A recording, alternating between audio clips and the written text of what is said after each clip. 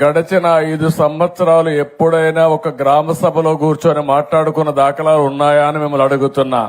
ఎప్పుడైనా ఒక ముఖ్యమంత్రి ఉప ముఖ్యమంత్రి మీ దగ్గరికి వచ్చి సాదా సీదాగా వచ్చి కూర్చున్న సందర్భాలు ఉన్నాయా అని అడుగుతున్నా.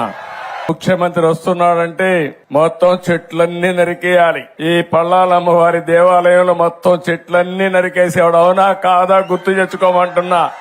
ఆయన వస్తున్నా అంటే పరదాలు కట్టేయాలి. అందరి ఇళ్ల దగ్గర అరెస్ట్ చేసేయాలి. ఎవరు బయట రాకూడదు. ఈ ప్రాంతం అంతా స్కూల్స్ అన్ని మూసేయాలి. అన్ని బస్సులు ఆయన మీటింగ్ల కోసం రావాలి.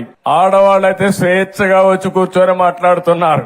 ఏమమ్మా అప్పట్లో ఎప్పుడన్నా మీలో నవ్వుముఖం చూశానా అని అడుగుతున్నా మిమ్మల్ని అందరినీ. బలవంతంగా డాక్రా సంఘాలని బలవంతంగా తీసుకొచ్చి పెద్ద పెద్ద మీటింగ్లు పెట్టి ఉదయం నుంచి సాయంత్రం వరకు మీకు పనిష్మెంట్ ఇచ్చే రోజులవి.